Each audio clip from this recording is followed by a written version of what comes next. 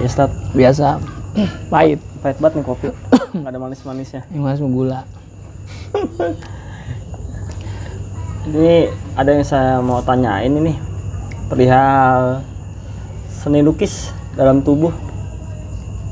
Oke, itu gimana? Dalam pandangan Islam tuh tato tuh seperti apa gitu? Apakah ada hadisnya? Oh, tato. Ah, Ya sekarang udah apa namanya? Udah umum ya gitu. Nggak kayak dulu gitu. Kalau dulu kita ngelihat orang yang apa namanya? Ekspresi seni di badan gitu dengan melukis badannya pakai tato. Zaman dulu rasa-rasanya masih jarang. Dan itu orang kayaknya masih sembunyi-sembunyi gitu, ada di dalam doang. Tapi kalau sekarang kan udah terang-terangan di luar gitu. Nah ini kan bicara tato dengan apa namanya gambar biasa tuh beda gitu. Ya kita ada juga yang pakai apa tuh? henna. Nah, henna itu kan beda itu kan.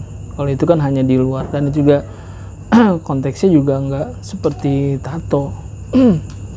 Nah ini dalam kalau dilihat dalam pandangan Islam ya, tato itu disebut dengan istilah al-washmu. Jadi kan beda tuh. Kalau tato tuh melukis tapi dengan melukai dulu tuh kan kulit pakai jarum yang sangat kecil gitu ya, dijarumin. Nanti baru ada tintanya yang masukkan gitu. Jadi kan beda.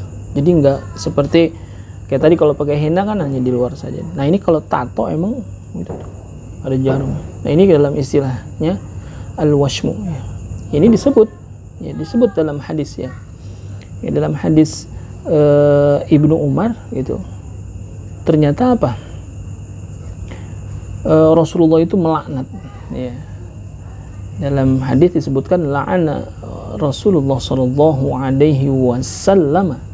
Ini hadis ini dihubungkan ada dua ya, ada dua perilaku yang dilakukan ke tubuh kita gitu. Yang pertama kata Nabi al-wasilah wal mustausilah gitu. Ya, jadi yang dilaknat sama Rasulullah itu yang pertama al-wasilah, orang yang nyambung.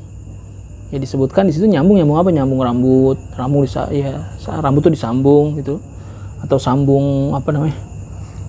Alis, bulu mata gitu kan, itu kata ulama masuk dalam kategori al-wasilah gitu, orang yang pelakunya tuh yang nyambungin. Wal mustausilah, dan orang yang minta disambung rambutnya. Jadi sama-sama tuh dua-duanya dilaknat sama Allah, baik yang bantuin nyambungin rambutnya atau bulu matanya atau yang lainnya. Wal mustausilah, dan orang yang minta disambung rambutnya atau yang minta disambung alis dan sebagainya. Itu sama-sama dilaknat sama Rasulullah. Nah yang kedua, ternyata yang dilaknat sama Rasulullah itu adalah al-washimah wal mustaushimah ya. Orang yang mentato, pelakunya nih tato artisnya, senimannya. Seniman yang suka bikin tato tuh al-washimah itu dilaknat sama Allah. Wal mustaushimah, dan juga orang yang minta ditato gitu. Jadi dalam hadis itu disebutkan tentang bagaimana Rasulullah itu melaknat orang-orang yang menyambung rambutnya atau alisnya gitu. Dan itu yang nyambungin atau yang minta disambung, dan juga orang yang mentato, yang seniman tato, dan juga yang minta ditato. Nah nanti disebutkan bahwasanya jumhur ulama fikih, jumhur berarti nggak satu tuh, jumhur ulama ada kesepakatan, jumhur ulama fikih menyebutkan bahwasanya bicara tato itu hukumnya haram. Udah jelas tuh. Jadi nggak ada perdebatan gitu, tidak ada perdebatan di kalangan ulama fikih tentang bagaimana hukum merajah tubuh dengan tato gitu. Jadi jelas kalau bicara hukumnya haram. Katanya kalau kita wudhu gitu ada tato tubuh kita, airnya nggak masuk, apa benar tuh Ustaz? Ya sekarang kalau dari segi hukumnya saja, hukum asalnya ya mentato itu hukumnya haram, dilaknat Allah Subhanahu wa taala. Lalu pertanyaannya sekarang, bagaimana kalau udah terlanjur? Gitu ya, udah terlanjur ada nih tato. Ya kalau saya lihat Bang Bonang nih ya, Banyak. udah ada nih. Wah, ini banyak juga kan nih, banyak. Ini banyak kan? Banyak full. Ini belakang ada. Belakang nggak ada. Depan. Naga apa kelinci? Burung hantu. Itu udah ada. Lalu ada pertanyaan, Pak, bagaimana kalau saya udah terlanjur nih, gitu ya, terlanjur ditato, terlanjur udah ada, saya udah merajai ya. Mungkin dulu ketika itu belum tahu, gitu ya, belum tahu dari segi hukumnya itu seperti apa itu mentato. Ternyata ada hadis Rasulullah yang menyebutkan tentang dilaknatnya gitu orang-orang yang suka mentato dan juga yang minta ditato tadi, atau yang nyambungin rambut atau yang minta disambungin rambutnya, dilaknat. Nah, jadi kalau kita tekankan dalam bicara hukum tatonya tetap jelas keharamannya. Tapi sekarang kalau udah terlanjur ada nama saya atau atau siapa gitu yang wah, contohnya udah ada nih tato, bagaimana nih? Apakah harus dihilangin atau kagak gitu. Ya dulu mungkin orang ngilangin tato nggak pakai teknologi mungkin ya. Iya. Diapain tuh? Setrika. Disetrika kan gitu. Ini baju disetrika, ini badan disetrika nih. Kan gitu. Kalau baju disetrika jadi rapi tuh. Kalau itu jadi berantakan tuh. Iya. Jadi mudarat kan, sakit dan sebagainya. Nah, ulama mengatakan kalau emang itu jadi mudarat sama dia, menghilangkan tato itu ternyata menyakiti, udah biarin aja nggak apa-apa. Gitu. Jadi nggak usah dihilangin. Kalau itu memang menyakiti. Mungkin kalau misalkan ada teknologinya, gitu ya, ada teknologi yang bisa menghilangkan tato dengan alat kan. Sekarang udah ada tuh ya. Laser kan. Ya saya nggak tahu ya laser itu apa, cerita teman-teman mungkin sakit atau enggak itu.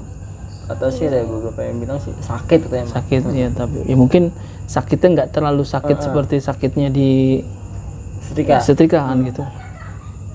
Nah itu kalau memang ternyata ya itu sakit dan itu bikin apa namanya jadi mudarat sama kita, jadi biar aja nggak apa-apa kan gitu. Kalau dihilangin, dipanasin sebagainya jadi malah menyakiti tubuh kita, udah biarin aja kan gitu ya. Terus bagaimana kita, apakah sholat? Ya wajib, sholat tetap wajib. Ya wudunya bagaimana? Wa amruhu mufawwadun li rabbih. Hakikatnya kita serahin sama Allah. Kita udah mencoba untuk apa? Ya tetap menjalankan perintah Allah, kewajibannya tetap kita jalanin. Walaupun misalkan kondisi ada tato, ya ini bagaimana? Hilangin apa kagak? Ya kalau disetrika tadi ya panas, menyiksa diri, pakai laser juga agak sakit. Yang saya dengar juga kalau pakai laser lumayan kan? Harganya ternyata bikin ama ngapus, mahalan ngapus. Iya. Kan gitu, luar biasa tuh. Bahkan persenti dia. Iya, persenti. Nah, itu luar biasa mahal. Jadi kalau emang itu ternyata berat sama kita dan juga menyakiti dan sebagainya. Nah, sekarang bagaimana kita? Ya udah. Ternyata yang pernah kita lakukan kemarin ya hukum mentato itu ya haram, ya dosa dah kita. Ya, kita taubat dah. Gitu. Kita taubat. Terus kita mendekatkan diri kepada Allah gitu. Jangan berhenti. Ya jangan, saya kan punya tato. Ini mah katanya sholat saya nggak diterima. Enggak, itu urusan hakikatnya Allah punya hak. Sekarang kewajiban kita ya tetap untuk memperbaiki diri kita, untuk memperbaiki kualitas ya ketakwaan kita kepada Allah. Ya jangan berhenti untuk melaksanakan ibadah, apalagi perintah sholat yang wajib.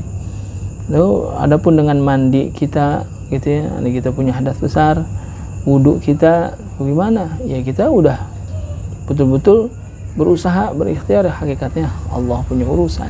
Kalau udah terlanjur ada kan gitu. Nanti kalau ada kesempatan ngilangin, misalkan udah ketemu lagi misalkan teknologi yang baru yang canggih, nggak pakai sakit nih gitu, bisa hilang ya tetap gitu dalam hati kita bahwasanya kita pengen ngilangin itu tato, tapi karena memang sulit gitu, karena memang mentok dengan apa mungkin biaya atau lain sebagainya, atau ada cara yang apa namanya yang klasik yang sederhana, dipanasin bahaya jadi mudarat sama kita. Ya udah, yang penting sekarang kita udah tahu bahwasanya hukum tato itu adalah, jumhur ulama mengatakan itu jelas keharamannya karena Rasulullah itu melaknat orang-orang yang mentato dan yang minta dibikinin tato. Ketika itu mungkin kita belum tahu secara hukum, nah sekarang udah terlanjur ada, udah bagaimana ya? Tetap kewajiban kita nggak boleh berhenti. Ya, sholat kita, ibadah-ibadah kita yang lainnya itu nggak boleh berhenti, tetap kita jalanin. Jadi nggak usah merasa pesimis gitu ya. Tetap optimis aja, ningkatin ibadah. Tapi kan udah pasti ya, pandangan orang nih sama kita negatif. Udah negatif aja dah. Biar kita positif, ya udah negatif. Di masjid sendal kita hilang nih, kita cari-cari, disangkanya kita apa? Mau nyolong katanya. Nah, kita ya orang kan ngelihat dari apa? Tampilan fisiknya. Orang kalau ngelihat tampilan fisik seperti itu, orang akan punya pandangan, punya pemikiran, wah ini bocah mau jahat nih atau gimana gitu. Ya enggak. Ya kita tetap kalau misalkan anggapan orang seperti itu ya mungkin ada batas kewajaran juga mungkin. Ya wajar lah. Ya ada ngeliat orang bertato kan, kalau orang bertato pandangannya udah apa?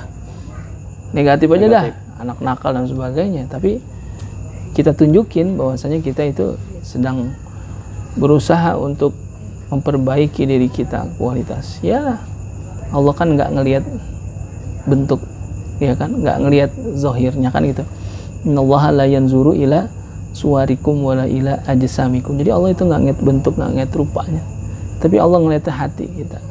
Dengan apa? Takwa kita kepada Allah Subhanahu wa taala. Jadi nih, ini masih ada orang juga ngelihat kita dengan penuh pandangan ya sinis dan sebagainya. Ini pasti ini anak nggak bener, ini pasti anak nakal dan sebagainya.